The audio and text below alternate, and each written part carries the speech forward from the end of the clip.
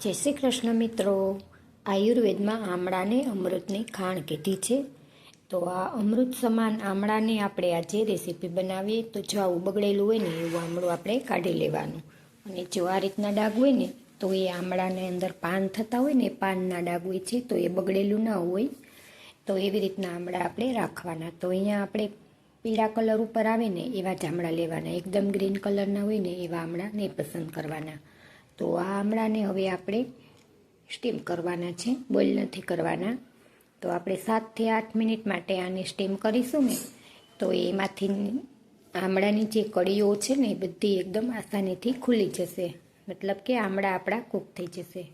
તો આને મેં 8-10 મિનિટ માટે કૂક થવા માટે રાખેલા છે. તો 8-10 મિનિટ થઈ ગઈ છે આપણી. તો હવે આપણે ચેક કરી લઈએ. તો તમને જો દેખાતું હશે કે કળીઓ ખુલેલી દેખાય છે. તો હવે આ સ્ટેજ પર આપણે નીચે ઉતારી અને ઠરવા માટે મૂકીશું. ત્યાં સુધીમાં આપણે આ 1 કિલો મિશ્રી છે એનો આપણે પાવડર કરી લઈશું. તો હવે મિશ્રીનો પાવડર પણ થઈ ગયો છે ને આમળા પણ આપણા ઠરી ગયા છે. તો હવે આ આમળામાં આપણે છેદ કરવાના છે, મતલબ કે કાણા પાડવાના છે. તો આ રીતે આપણે કાંટા ચમચી લઈ, અથવા તો કાંટા ચમચી ન હોય ને તો તમારે ચપ્પુ લઈ અને આ રીતે હોલ પાડી દેવાના, જેથી કરીને આપણે જે ચાસણી કરીએ ને એ આમળામાં સરસ રીતે એબ્ઝોર્બ થઈ જાય. તો ઘણા લોકો શું કરતા હોય છે કે કાચા આમળામાં છેદ કરતા હોય છે, તો પણ એ કરવામાં તમને હાર્ડ પડે છે. એટલા માટે જો આ રીતે આપણે સ્ટીમ કરી અને પછી કરીશું ને તો એ આસાનીથી થઈ જશે. તો હવે અહીંયા જો 1 કિલો મિશ્રી છે ને એ મિશ્રીના પાવડરમાં આપણે બધા આમળા કરી દેવાના. તો તમે જોઈ શકો છો કે કડાઈ મારી હજુ નીચે જ છે, આપણે ઉપર ગેસ ઉપર હજી આગળ નથી મૂકવાની. તો પહેલાં તો આપણે મિશ્રીને થોડું પાણી કરી અને પીગાળવાની છે, પછી જ આપણે ગેસ તરફ જઈશું. તો નીચે જ રાખી અને આપણે બધી મિશ્રીને થોડું પાણી કરીને, જો વધારે નથી પાણી કરવાનું, વધારે પાણી પડી જશે ને તો તમારો ગેસ પણ વધારે બળશે અને તમારે સમય પણ વધારે લાગશે.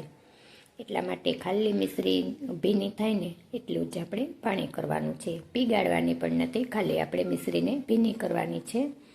કેમ કે આમળા છે ને મારા થોડાક વધારે ઠરી ગયા હતા. તો હવે આપણે ગેસ ઉપર મૂકી દીધું છે કડાઈને. તો આ સમયે આપણે ગેસની ફ્લેમ એકદમ સ્લો રાખવાની. ત્યાં સુધી આપણે સ્લો રાખશું કે લિક્વિડ ફોર્મમાં આવે ને મિશ્રી, ત્યાં સુધી સ્લો ફ્લેમમાં રાખવાની. જો વધારે આપણે પરબારી હાઈ સ્ટેજ ઉપર રાખશું ને તો મિશ્રી છે ને એ ક્રિસ્ટલાઇઝ થવા લાગશે. તો એટલા માટે થઈને આપણે પહેલાં એને પીગાળવી પડશે, તો જ આપણી ચાસણી સરસ આવશે, નહીંતર એ ડાયરેક્ટ પતાસા જેવી થઈ જશે. તો હવે આપણે જો હું તમને ડાયરેક્ટ જ બતાવું છું કે ચાસણી આવી ગઈ છે. તો હવે ચાસણીને આવવામાં મારે 15 મિનિટનો સમય લાગ્યો છે. લિક્વિડ ફોર્મમાં આવે ને પછી તમારે ગેસની ફ્લેમ હાઈ કરી દેવાની, એટલે ઝડપથી ચાસણી આવી જાય. તો હવે આ સ્ટેજ ઉપર આપણે કડાઈને નીચે ઉતારી દેવાની અને એમાં આપણે થોડાક મસાલા કરીશું. તો અહીંયા 1 ચમચી જેટલો મેં કાશ્મીરી લાલ મરચું, થોડુંક નમક છે અને થોડું એવું સંચળ છે અને 5 થી 6 નંગ આપણે એલચીનો પાવડર કર્યો છે.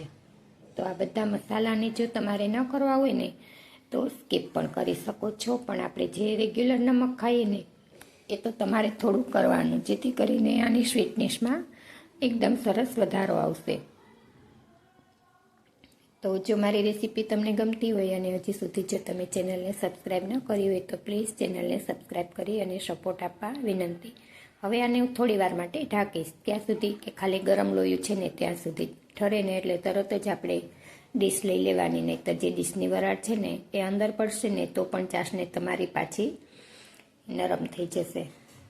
તો તમે જોઈ શકો છો ને કે આમળાએ થોડીક ચાસણી આપણે એબ્ઝોર્બ કરી લીધી છે અને સરસ સોફ્ટ થઈ ગયા છે. તો હવે આને આપણે કાચની બરણીમાં આપણે ભરી દઈશું અને ચાસણીમાં જ આપણે ડુબાડેલા જેમ જાંબુ રાખીએ ને એ રીતે રાખવાના.